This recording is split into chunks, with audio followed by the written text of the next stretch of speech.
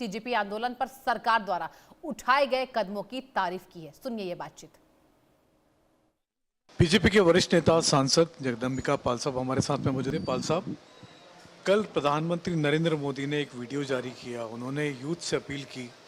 कि वो इस उम्र में बहक सकते हैं, लेकिन उनको सजा देने की जरूरत नहीं है, वो सबको माफ करते हैं। ये कितना बड़ा बयान है प्रधानमंत्री? मुझे लगता है कि यह बयान एक प्रधानमंत्री का है, लेकिन भाव जैसे एक पिता का होता है, तो उस पिता की तरह से है कि अगर बेटा कहीं बहक सकता हो, कहीं किन्हीं परिस्थितियों में, लेकिन उसके बावजूद पिता माता हमेशा अपने बेटे को, अपनी बेटियों के हर चीज़ों को करते हैं और उसकी गलतियों को भी नज़रअंदाज करते हैं और उसको माफ़ करते हैं। आप देखिए कि जिस तरह से कल प्रधानमंत्री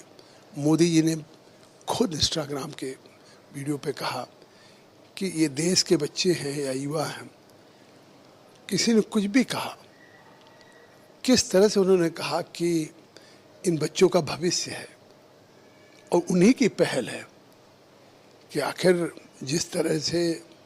हिंसा भी हुई, आपने देखा पुलिस के कॉप्स के भी परिवार के लोगों ने अपने परिवार के ऊपर जो चोट लगी उसको भी बयान किया, लेकिन उन छात्र और युवाओं के भविष्य को देखते हुए खुद उन्होंने कहा कि इनको माफ़ किया जाना चाहिए। इनको जीवन, निश्चित तौर से अगर कोई आपराधिक केस में लग जाएगा तो फिर शायद जीवन भी उनका ख़राब हो जाएगा। तो ये किसी बच्चे के जीवन की, एक भविष्य की सुखद कामना जिस तरह से एक माता पिता करते हैं उस भूमिका में, तो और उनका भाव शुरू से, जिस दिन से वो प्रधानमंत्री बने हैं और प्रधानमंत्री बनने के बाद उन्होंने लगातार जिस तरह से देश के युवाओं,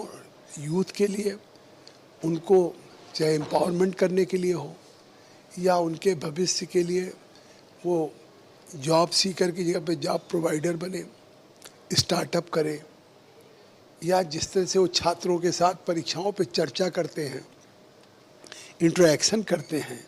मोटिवेट करते हैं, मुझे लगता है कि पहले प्रधानमंत्री हैं जो केवल एक प्रधानमंत्री के रूप में देश नहीं चला रहे, देश की भविष्य पीढ़ी के, जिनके हाथों में होती है युवा, यूथ, उनके साथ हमेशा कनेक्ट होकर के, फोकस्ड होकर के और उनके भविष्य को गढ़ने का काम करते हैं। कपाल, जिनका कहना है कि बौद्ध सर्किट का फायदा मिल रहा है अब कपिलवस्तु को, क्योंकि यहाँ पर डेवलपमेंट काफी तेजी से हुआ, सड़कों का जाल बिछा है, कई सारी चीजें ऐसी है जो कपिलवस्तु को फिर से उसके ऐतिहासिक चरम वैभव तक पहुंचा सकती है। कैमरामैन दिनेश के साथ संजय शर्मा, इंडिया न्यूज गोरखपुर।